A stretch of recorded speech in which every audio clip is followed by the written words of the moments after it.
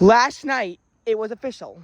Oyster Bay's weather data station, which includes where I live, finally hit the 50s. But what took so long? This is the first time this happened since late June. And I'm not using New York City's weather data because they didn't hit the 50s yet, I'm pretty sure. And typically the city, due to the urban heat effect, will reach these like 50s, 40s, 30s before us, but not always, especially in the winter. But still, I do want to recap on this and talk about why it took so long compared to other years, and also explain why, because last year even the city hit the 50s in July, and explain why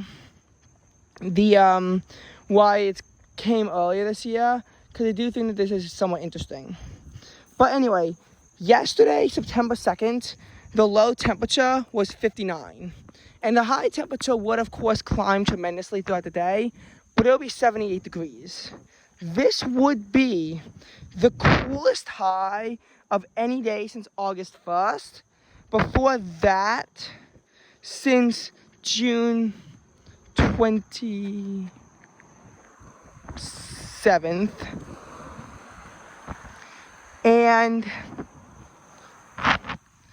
And those days were all met with rainy conditions. This July was so warm that there was a day with record-breaking rainfall, at least in the city. And there was a heavy rainfall here, too, that held down the temperatures.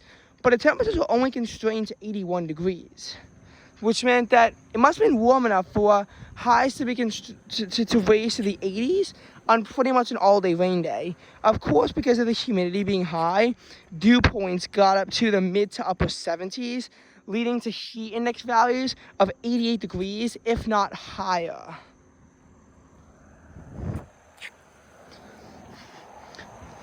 Now, July had no highs in the of anything less than 80. Same in the city. August only had one. The city actually had more, which is interesting. But this is not to talk about New York City. And this is not to talk about highs, this is to talk about lows. I'm getting off track, and that's why my view of attention is very bad. So June 24th to September 1st. What made the season last so long this year in particular? Well, here's what happened. On June 23rd, the low of 59 was hit. But just after 2 o'clock in the morning, amidst a rather thick fog actually, the temperature began to climb. And it climbed up to 75. Initially, preliminary data suggested that there would be a low of 59 the next day on June 24th, but that number was actually raised up to 60. And the high, of course, would climb up to 76. The next day would only cool to 65 before having a high of 88. The next day would cool only to 68 before having a high of 85. The day after that would only cool down to the low 70s before having a high of 77. But the temperature would tumble down to 68 by midnight. And this temperature crash, while it managed to get us close to 60 degrees, it didn't manage to quite get us there. The low on the 28th of June was 62 degrees, and the high was 79. The next time the high would be this cool would be August 1st. After that, September 2nd. Or about this cool. Because the next day cooled down to 62, but it managed to get into the low 80s. I didn't remember the exact number. Then on July 1st, we have a low. I'm going to skip over a few days because it's important. We have a low of 68. But it's very foggy in the morning, and the dew point does climb to 75 throughout the day as the air temp hits 84. This combines to make a heat index of 89 degrees. The next day, well, initially thought to be a bit cooler, actually had a low of 73. It only cooled down to 73 at night, and was met with a high of 86. While the low temperatures would begin to tumble throughout the beginning stages of the month, they never got lower than 63 degrees.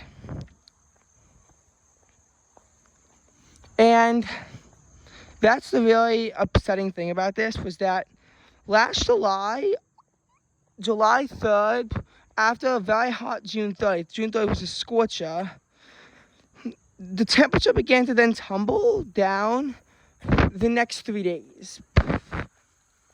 Specifically, there would be a low in the low 70s in the morning on July 2nd. The high would get up to 76, I'm pretty sure, and then the low would get down to 65.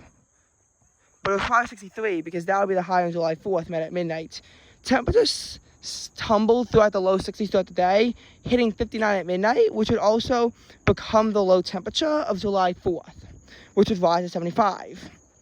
Then a cold front on July 29th moved in, and while the effects couldn't be felt really until July 31st, the low temperature that day was still 57. After that, we wouldn't see another low in the 50s until it got to 57 again on September 3rd. Finally, it got to, I believe, 55 degrees on June 24th, which was the last time that they managed to get that cool. So clearly September cooled off more at night, at least so far, and so the summer it cooled off more at night in these years and this year. Now, August, though, gave us hope.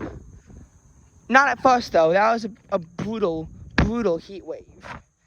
But when the heat wave lifted, we were rather tremendously rewarded.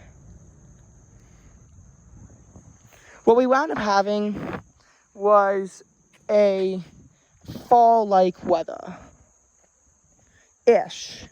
But highs were still in the 80s at their best, even though some days were forecast to have highs only in the 70s. One particular day, with a high of 76 with the forecast of heavy rain, prompted me to wear rather heavy clothes, but the high turned out to be 83, and it became very hot and uncomfortable in such clothing. But on August 14th, which is not the day I'm talking about, there was a low of 61. At first, it was thought that it could have possibly hit the 50s, but it didn't. This is very unfortunate, and of course, we will not see another time we got this cold again, but September 2nd I eyed up as a possible option for a while, ever since I saw that the low was forecast to be 61 or 60, and I knew that it would have this potential, and it did. Because September 1st had a scorching hot high of 88. It was only 86 in the city as well, which is warmer, and which meant that both places were actually warmer on the first day off the bat than they got any of the days in last September, because last September, both places only got to 85 degrees at their peak.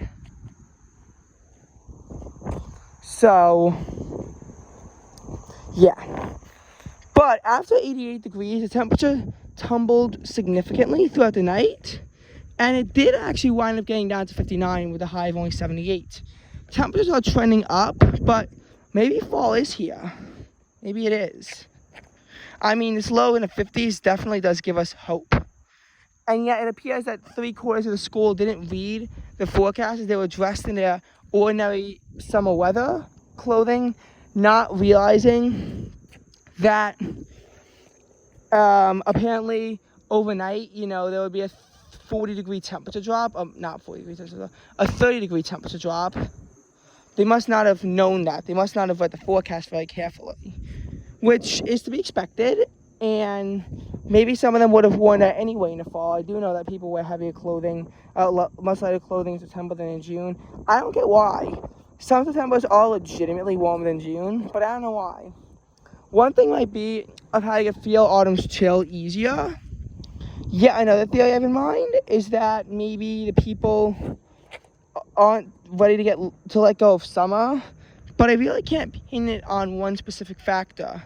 I mean, someone was literally wearing the lightest clothing I've ever seen them wear in both late August and early September, and I don't get why, especially considering that there were some days like May 31st and June 13th that were legitimately searingly hot conditions. But people do dress weirdly.